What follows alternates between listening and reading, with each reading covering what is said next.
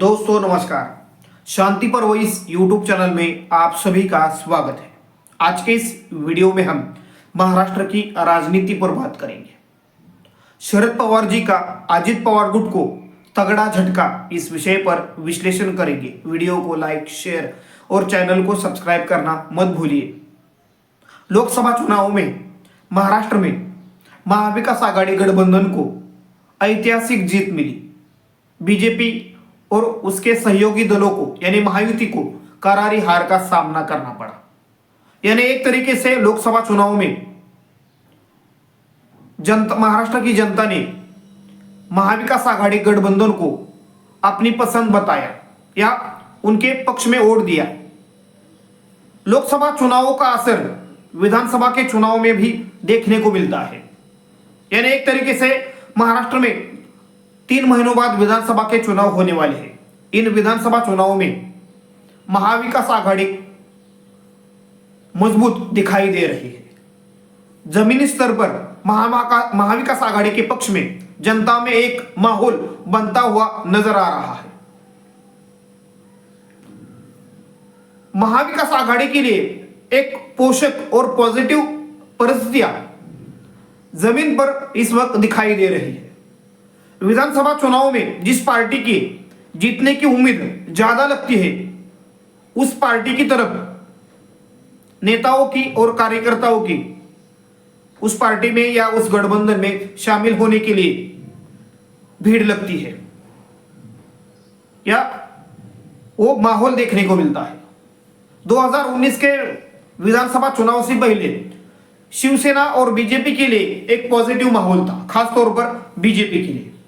NCP और Congress party के कई नेता, पदाधिकारी और कार्यकर्ता बड़ी संख्या में कांग्रेस एनसीपी को छोड़कर बीजेपी में और शिवसेना में शामिल होते थे।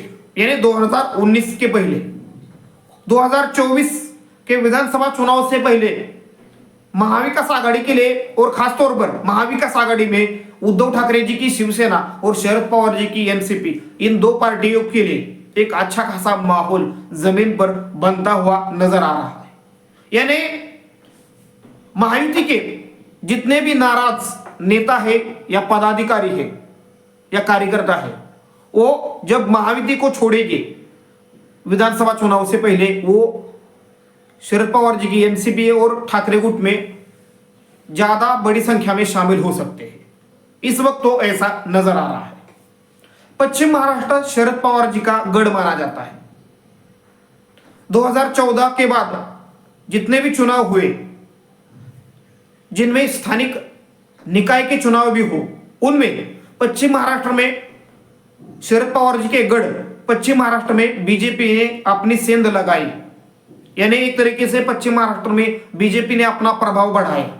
लेकिन 2024 के लोकसभा चुनाव में फिर से एक बार शरद पवार जी ने पश्चिम महाराष्ट्र के अपने गढ़ में अपना विस्तार बढ़ाया है या प्रभाव बढ़ाया है। और आने वाले विधानसभा चुनाव में फिर से इस बार ने पश्चिम महाराष्ट्र के अपने गढ़ को मजबूत करने के लिए शरद पवार अपनी रणनीति बना रहे हैं। पिंपरी चिंचवड पश्चिम महाराष्ट्र का एक बड़ा शहर है। एशिया की जो सबसे अमीर महानगर निगम है, उसमें पश्चिम पिंपरी चिंचवड का नाम आता है। पिंपरी चिंचवड पर लगातार 15 साल पिंपरी चिंचवड महानगर पालिका में एनसीपी की सत्ता रही है और खासतौर पर अजित पवार जी की। अजित पवार इस वक्त बीजेपी के साथ सत्ता में शामिल हो गए हैं। पिंपरी चिंचवड के जितने भी एनसीपी के पूर्व कॉर्पोरेटर थे, पार्टी के पदाधिकारी थे और कार्यकर्ता बड़ी संख्या में अजित पवार जी के साथ चले गए। लेकिन लोकसभा चुनाव में जिस प्रकार शरद पवार जी की पार्टी का प्रदर्शन रहा और 10 में से 8 सांसद शरद पवार जी के चुनकर आए, उसके कारण शरद पवार जी के लिए एक माहौल इस वक्त जनता में नजर आ रहा है। लोकसभा चुनाव में अजित पवार जी की पार्टी एनसीपी का प्रदर्शन अच्छा नहीं रहा। इसके कारण भी अजित पवार जी के लिए इस वक्त पॉजिटिव माहौल नहीं है। और जिस प्रकार शरद पवार जी को छोड़ने का निर्णय अजित पवार जी ने लिया है, उसके खिलाफ जनता में नाराजगी नजर आ रही है। खासतौर पर एनसीपी के जो समर्थक मतदाता है उनमें और एनसीपी के कार्यकर्ताओं में ज्यादा नाराजगी नजर आ रही है। यानी एक तरीके से एनसीपी का वोटर कार्यकर्ता शरद पवार जी के साथ हमें देखने को मिल रहे हैं। और इसी माहौल के बीच पिंपरी चिंचवड अजित पवार गुट के पूर्व अध्यक्ष शहराध्यक्ष अजित गव्हाणे और उनके साथ 15-20 पूर्व कॉर्पोरेटर और अजित पवार गुट के कई पदाधिकारी और कार्यकर्ताओं ने शरद पवार जी की एनसीपी में प्रवेश किया है। इस प्रवेश के कारण पिंपरी चिंचवड महानगर पालिका क्षेत्र में अजित पवार जी को एक तगड़ा झटका लगा है। और इस नुकसान को कम करने के लिए अजित पवार जी ने खुद पिंपरी चिंचवड शहर के अपने पदाधिकारियों की और कार्यकर्ताओं की बैठक ली। आज पिंपरी चिंचवड में अजित पवार जी के पार्टी का एक बड़ी रैली होने वाली है, या वो कार्यकर्ताओं के साथ इस एक कार्यक्रम में संवाद साधने का प्रयास करेंगे। यानी एक तरीके से अजित पवार डैमेज कंट्रोल करने का काम पिंपरी चिंचवड शहर में कर रहे हैं, मगर शरद पवार जी ने बड़ी सेंधमारी की है और उसका परिणाम आने वाले विधानसभा चुनाव में देखने को मिलेगा। बोसरी विधानसभा सीट से अजित गव्हाणे विधानसभा लड़ना चाहते हैं। बोसरी विधानसभा सीट पर इस वक्त बीजेपी के महेश लांडगे जी विधायक हैं। यानी 2024 में महेश लांडगे ही महायुति के विधानसभा के बोसरी के कैंडिडेट होंगे। अगर अजित गव्हाणे जी को चुनाव लड़ना है तो फिर से एक बार उनको किसी पार्टी में जाना होगा या निर्दलीय चुनाव लड़ना होगा। लेकिन अपने राजनीतिक भविष्य को देखते हुए अजित गव्हाणे जी ने घर वापसी करते हुए शरद पवार जी की पार्टी एनसीपी में शामिल होने का निर्णय लिया। एक तरीके से बोसरी विधानसभा सीट पर अजित गव्हाणे महाविकास आघाड़ी की तरफ से चुनाव लड़ सकते हैं। अगर ऐसा होता है तो बीजेपी के बोसरी के वर्तमान के विधायक महेश लांडगे जी को एक कड़ी चुनौती मिल सकती है। लेकिन जिस प्रकार बोसरी विधानसभा के इच्छुक कैंडिडेट अजित गव्हाणे जी के साथ जो पूर्व एनसीपी के कॉर्पोरेटर अजित पवार जी को छोड़कर शरद पवार जी के साथ फिर से एक बार उन्होंने घर वापसी की है, उससे एक माहौल तो पश्चिम महाराष्ट्र में बना है। नांदेड़ हो यानी मराठवाड़ा हो, पश्चिम महाराष्ट्र हो या उत्तर महाराष्ट्र, अजित पवार गुट हो या बीजेपी या एकनाथ शिंदे गुट, इन महायुति के तीनों दलों को छोड़ने वाले नेताओं की संख्या या पार्टी के बड़े पदाधिकारियों की संख्या ज्यादा नजर आ रही है।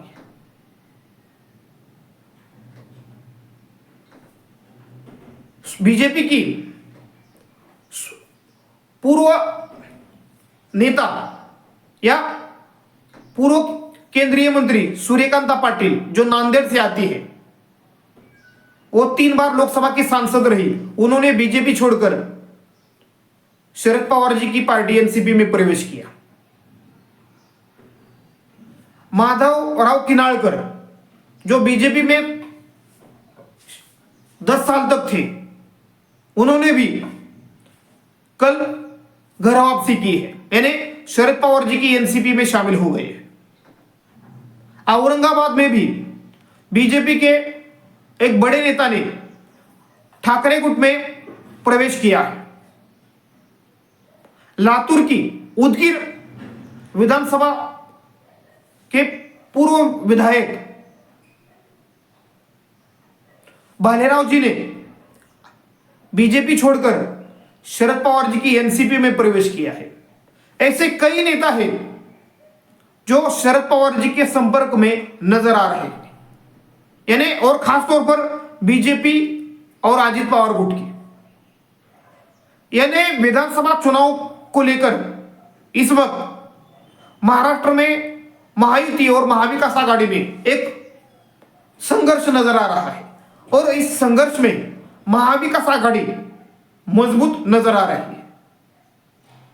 अगर जमीन पर और खासतौर पर पश्चिम महाराष्ट्र के इलाके में देखें तो शरद पवार काफी मजबूत पहले से ज्यादा नजर आ रहे हैं। माड़ा की लोकसभा सीट, बारामती, शिरूर, 3 लोकसभा सीटों पर शरद पवार जी के उम्मीदवार जीत कर आए हैं और उसके कारण और तीनों उम्मीदवार जो जीते हैं वो युवा कार्यकर्ता है या युवा चेहरे हैं और शरद पवार भी आने वाले विधानसभा में युवाओं को विधानसभा चुनाव में ज्यादातर उतारने की संभावना नजर आ रही है। यानी इस वक्त पिंपरी चिंचवड में जिस प्रकार का एक एंट्री शरद पवार जी की पार्टी एनसीपी में बाकी अन्य और दलों से हुई है, नेताओं की एंट्री हुई है, यानी महायुति को छोड़ने वाले नेता या कार्यकर्ता बड़ी संख्या में शरद पवार जी की पार्टी में शामिल हो रहे हैं। उसे देखें तो जैसे जैसे विधानसभा के चुनाव नजदीक आएंगे वैसे वैसे महाराष्ट्र में महायुति में भगदड़ हमें दिखाई देगी और खासतौर पर यह भगदड़ अजित पवार गुट और बीजेपी में ज्यादा दिखाई देगी। भले ही बीजेपी केंद्र में सत्ता में हो, केंद्र की सत्ता में हो, लेकिन महाराष्ट्र में बीजेपी के लिए जमीन पर सारी स्थितियां ठीक ठाक नहीं है। जो नेता खासतौर पर एनसीपी और कांग्रेस से बीजेपी में गए थे उन नेताओं को 10 सालों में सत्ता का लाभ उतना नहीं हुआ जितना वो चाहते थे। यानी इस वक्त बीजेपी सरकार में होकर भी सिर्फ 105 में से 10 विधायक बीजेपी के मंत्री हैं और कार्यकर्ता भी सत्ता से वंचित है। यानी एक तरीके से बीजेपी में इस वक्त पार्टी के निष्ठावान नेता और पार्टी से बाहर आने वाले बाकी पार्टियों से जो बीजेपी में शामिल हुए हैं उनके बीच एक अंदरूनी संघर्ष भी हमें दिखाई दे रहा है और उसका फायदा महाविकास आघाड़ी गठबंधन लेते हुए नजर आ रहा है। यानी जो नेता बीजेपी में नाराज है और जमीनी ताकत, जिस नेता की जमीन पर अच्छी खासी पकड़ है, 40-50 हजार से ज्यादा उसके वोटर है, ऐसे ताकतवर नेताओं को शरद पवार और उद्धव ठाकरे जी अपने पार्टी में ला रहे हैं।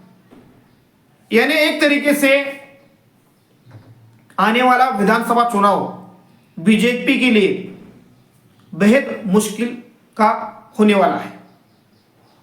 यानी आने वाले विधानसभा चुनाव में अगर महाविकास आघाड़ी गठबंधन जीतता है तो महायुति के लिए और खासतौर पर अजित पवार जी की राजनीति के लिए एक बड़ा झटका होगा। अजित पवार एक सपने को लेकर, यानी अजित पवार जी को मुख्यमंत्री बनना है और नरेंद्र मोदी जी के नेतृत्व पर भरोसा करके अजित पवार बीजेपी के साथ चले गए हैं। लेकिन जिस प्रकार अजित पवार जी बीजेपी के साथ जब से 1 साल पहले सत्ता में शामिल हुए तब से उनकी पार्टी के लिए महाराष्ट्र में एक निगेटिव परिस्थितियां नजर आ रही है। यानी अजित पवार जी का राजनीतिक भविष्य हमें अंधकार में नजर आ रहा है। बारामती की विधानसभा सीट से अजित पवार चुनकर आ सकते हैं, लेकिन उनके साथ जो गए 40-42 विधायक, क्या उनमें से अधिकतर संख्या में विधायक फिर से एक बार चुनकर आएंगे? इस पर भी कई सवाल खड़े किए जा रहे हैं। शरद पवार जिस प्रकार से सक्रिय हो रहे हैं और खासतौर पर पश्चिम महाराष्ट्र में जो पिछले 2019 में शरद पवार जी के विधायक चुनकर आए थे, उन 54 विधानसभा सीटों पर शरद पवार जी अपने नए चेहरे को, युवा चेहरे को उतारने का काम कर रहे हैं। तासगांव कवठे महाकाळ इस विधानसभा सीट पर रोहित पाटिल, उनको शरद पवार जी ने मैदान में उतारने का निर्णय लिया है। अहमदनगर के अकोले विधानसभा सीट पर भी शरद पवार जी ने अमित भांगरे जैसे युवा कार्यकर्ताओं को उम्मीदवारी देने का एक तरीके से ऐलान किया है, यानी उन पर विश्वास जताया है। यानी शरद पवार जी की रणनीति और युवा चेहरों का साथ और महाविकास आघाड़ी के लिए जो लोकसभा में माहौल देखने को मिला और जमीन पर जनता की जो नाराजगी सरकार के खिलाफ है, उस नाराजगी को देखे तो विधानसभा आने वाले विधानसभा चुनाव में महाराष्ट्र में सत्ता में वापसी करना बीजेपी के लिए और महायुति के लिए नामुमकिन नजर आ रहा है। लेकिन नामुमकिन को मुमकिन करने की ताकत बीजेपी के कार्यकर्ता और नेता रखते हैं, लेकिन क्या वो रणनीति जो उत्तर प्रदेश, मध्य प्रदेश, छत्तीसगढ़, गुजरात जैसे राज्यों में सफल हुई, क्या वो रणनीति महाराष्ट्र में सफल होगी? क्या नरेंद्र मोदी जी का करिश्मा, देवेंद्र फडणवीस का प्लानिंग महाराष्ट्र में चल पाएगा? ये आने वाला चुनाव में देखने को मिलेगा। लेकिन लोकसभा चुनाव में तो बीजेपी को महाराष्ट्र में एक तरीके से महाराष्ट्र की जनता ने नकार दिया है, और खासतौर पर देवेंद्र फडणवीस जी का नेतृत्व और नरेंद्र मोदी जी और अमित शाह जी के नेतृत्व को एक तरीके से नकार दिया है। अगर फिर से एक बार महाराष्ट्र में बीजेपी को सत्ता में वापसी करनी है या महायुति को सत्ता में वापसी करनी है, तो जनता से जुड़े मुद्दे, जनता की समस्याएं, जनता की परेशानियां, उनको एड्रेस करना होगा और जनता के जो सवाल है, जनता की जो दिक्कतें हैं, जो परेशानियां हैं, उनको एक तरीके से सुलझाना पड़ेगा, तो ही बीजेपी सत्ता में वापसी या महायुति गठबंधन सत्ता में वापसी कर सकता है। नहीं तो लोकसभा चुनाव में जो परिस्थितियां देखने को मिली, जो माहौल देखने को मिला, वो भी विधानसभा चुनाव में देखने को मिल सकता है। यानी महाराष्ट्र में हमेशा, यानी पिछले 4-5 चुनाव का इतिहास देखे तो, हिस्ट्री देखे तो, लोकसभा चुनाव के नतीजे विधानसभा चुनाव में देखने को मिलते हैं। 2014 और 2019 में कुछ उसी प्रकार का रिजल्ट महाराष्ट्र में देखने को मिला, और इस वक्त 2024 में महाराष्ट्र में महाविकास आघाड़ी अच्छी सफलता मिली। कुछ उसी प्रकार विधानसभा चुनाव में भी महाराष्ट्र में महाविकास आघाड़ी चुनाव जीतने की संभावना नजर आ रही है। और सकाल माध्यम समूह का जो एक महासर्वे सामने आया है, उस महासर्वे ने जो निष्कर्ष सामने लाया है, उस निष्कर्ष में 48% के आसपास महाविकास आघाड़ी को वोट मिलता नजर आ रहा है, तो 33 के आसपास महायुति को वोट शेयर मिलता हुआ नजर आ रहा है। यानी एक तरीके से महाविकास आघाड़ी के लिए जमीनी माहौल बन रहा है, और इस माहौल को अपने पक्ष में बदलने के लिए बीजेपी क्या क्या करती है, इसका हम अगले वीडियो में विस्तार से उस पर चर्चा करेंगे। धन्यवाद। वीडियो को लाइक, शेयर और चैनल को सब्सक्राइब करना मत भूलिए।